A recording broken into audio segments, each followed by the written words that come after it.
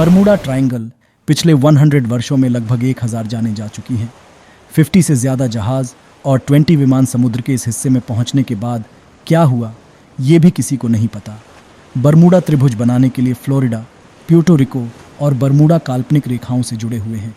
500,000 वर्ग मील में फैला यह क्षेत्र आज भी नाविकों और हवाई यात्रियों के लिए एक बुरा सपना है। आज हम आपको बरमूडा ट्रायंगल के रहस्य से रूबरू कराते हैं। मैं राहुल हूँ। नए वीडियो में आप सभी का स्वागत है।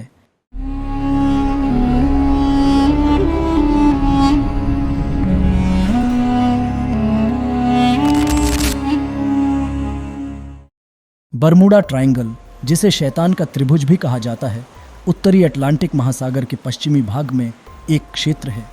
मियामी, बरमूडा और प्यूर्टो रिको से घिरा यह इलाका समुद्री यात्रा के लिए सबसे खतरनाक इलाकों में से एक है। बरमूडा ट्रायंगल शब्द का प्रयोग पहली बार लेखक विंसेंट गैडिस ने 1964 के एक पत्रिका लेख में किया था। 19वीं सदी के मध्य में इस क्षेत्र में रहस्यमय घटनाओं की खबरें आने लगीं। जिन जहाज़ों और विमानों ने यहाँ से गुजरने की कोशिश की, उनके बारे में और कोई जानकारी नहीं मिल पाई। कुछ लापता जहाज़ कुछ हिस्सों में लावारिस पाए गए, लेकिन किसी को नहीं पता था कि जहाज़ पर सवार लोगों के साथ क्या हुआ। यह आज तक अज्ञात है। ऐसे भयानक क्षेत्र का वर्णन मानवता को सबसे पहले क्रिस्टोफर कोलंबस के यात्रा अनुभवों से मिला। कोलंबस ने बताया कि जब वह क्षेत्र से गुजर रहा था तो उसने समुद्र में आग के गोले गिरते हुए देखे और क्षेत्र में भ्रमण करते समय उसने असामान्य कंपास रीडिंग और दूरी में एक अजीब रोशनी देखी। फ्लाइट 19 मिशन 5 दिसंबर 1945 दोपहर 2:10 बजे बरमूडा ट्रायंगल के ऊपर 5 अमेरिकी TBM एवेंजर टारपीडो विमान प्रशिक्षण के भाग के रूप में उड़ान 19 मिशन 14 चालक दल के सदस्य। फ्लाइट लीडर लेफ्टिनेंट चार्ल्स सी टेलर एक अनुभवी पायलट थे। चालक दल में युद्धों में अनुभवी एक सैनिक भी शामिल था। पूर्व की ओर यात्रा, सब कुछ सामान्य जैसा। 2 घंटे के बाद टेलर ने दिशा कंपास में कुछ खराबी की सूचना दी। अचानक कंपास ने काम करना बंद कर दिया। दिशा और स्थिति को समझने में असमर्थता, बैकअप कंपास भी बंद हो गया। साफ मौसम खराब होने लगा। खतरे को भांपते हुए लीडर आया टेलर ने फ्लाइट वापस कर फ्लोरिडा के लिए उड़ान भरने को कहा। तब तक अंधेरा हो चुका था, चारों तरफ अंधेरा।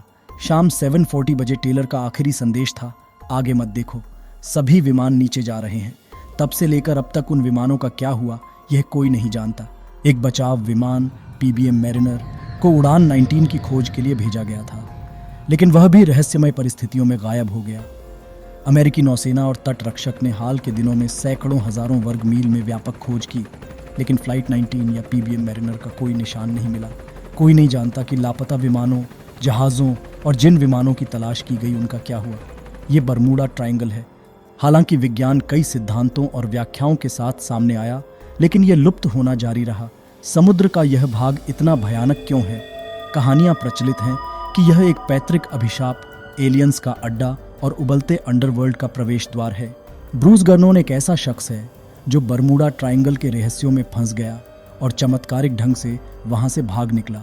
4 दिसंबर 1970 को ब्रूस गर्नन अपने पिता और एक व्यापारिक सहयोगी के साथ एंड्रोस द्वीप, बहामास से पाम बीच, फ्लोरिडा के लिए बीच क्राफ्ट बोनांजा A36 उड़ा रहे थे। बरमूडा ट्रायंगल के ऊपर से यात्रा करनी होती है। टेकोनफ के कुछ ही समय बाद ब्रूस ने समुद्र से 500 फीट ऊपर एक बादल खड़ा देखा। यह पहली बार था जब ब्रूस ने बादलों का समूह पृथ्वी के इतने करीब देखा था। हवाई यातायात नियंत्रण द्वारा मौसम अनुकूल होने की घोषणा के बाद उनका छोटा विमान अधिक ऊंचाई पर उड़ गया। जैसे वह ऊंचा उठा, ब्रूस ने देखा कि बादल एक बड़े काले बादल में बदल रहा था। कुछ देर के लिए वे इस बादल में समा गए, लेकिन जल्द ही वे इससे बाहर आ गए। साफ आसमान ने उनका स्वागत किया। मौसम अचानक बदल गया। विमान 195 मील प्रति घंटे की सुरक्षित गति से उड़ रहा है। उनके सामने बादलों का एक और विशाल समूह प्रकट हुआ। जैसे जैसे हम अंदर गए, अंधेरा होता गया और अंदर हो रही बिजली की रोशनी तेज होती गई। खतरे को भांपते हुए ब्रूस ने विमान को 135 डिग्री पर घुमाया और लेट गया। जब मैं बाहर था तभी मुझे एहसास हुआ कि जो समूह मैंने पहले देखा था और जो अब मैंने देखा, वे एक वलय के रूप में एक ही बादल समूह के 2 पहलू थे। उनका विमान बादलों के बीच फंस गया है। भयभीत ब्रूस ने चारों ओर देखा और ऊपर एक सुरंग के आकार का एक छोटा सा छेद देखा। इससे साफ आसमान दिखाई देता है। इसका आकार तेजी से घट रहा है। सुरंग की दीवारें घूम रही हैं। इससे बचने के लिए वह तेजी से उस बादल सुरंग में उड़ गया। ब्रूस ने देखा कि सुरंग के अंदर विमान की गति तेज हो रही है और सुरंग का आकार छोटा हो रहा है। भारहीनता भी महसूस हुई। लगभग 20 सेकंड के बाद उन्हें उठाया गया और अंगूठी के आकार के बादल की परत से बाहर निकाला गया। विमान से उतरने के तुरंत बाद विमान के सभी चुंबकीय शक्ति उपकरण गलत सूचनाएं प्रदर्शित करने लगे। कंपास गोल गोल घूमता रहा। उनके प्रस्थान के समय उन्होंने गणना की कि विमान अब रास्ते के बीच में बिमिनी द्वीप समूह के ऊपर होगा। इसलिए उन्होंने मियामी एयरपोर्ट से मदद की गुहार लगाई। लेकिन हवाई अड्डे से संदेश आया तो ब्रूस को झटका लगा कि वे अब लक्ष्य क्षेत्र के ऊपर से उड़ान भर रहे हैं। उड़ान भरने के महज 3/4 घंटे बाद यह एहसास हुआ कि उनका छोटा विमान 250 मील दूर अपने गंतव्य तक पहुंच गया है, जिससे बेटे और पिता दोनों स्तब्ध रह गए। उन्हें यकीन ही नहीं हो रहा कि महज 190 मील प्रति घंटे की रफ्तार से चलने वाला एक छोटा विमान 3.25 घंटे में इतनी दूर चला गया। हवाई अड्डे पर पहुंचने पर विमान की जांच की गई और पाया गया कि विमान तक पहुंचने के लिए आवश्यक ईंधन का केवल आधा ही इस्तेमाल किया गया था। गर्नन ने घटना की सूचना अधिकारियों को दी और यह पता लगाने की कोशिश की कि क्या हुआ था। उनका मानना है कि टाइम ट्रेवल जैसा कुछ उनके साथ हुआ था। उन्होंने the fog A never before published theory on the Bermuda triangle phenomenon नामक पुस्तक का सहलेखन किया। वहां उन्होंने अपने सिद्धांत की खोज की और अपने अनुभव का विस्तार से वर्णन किया।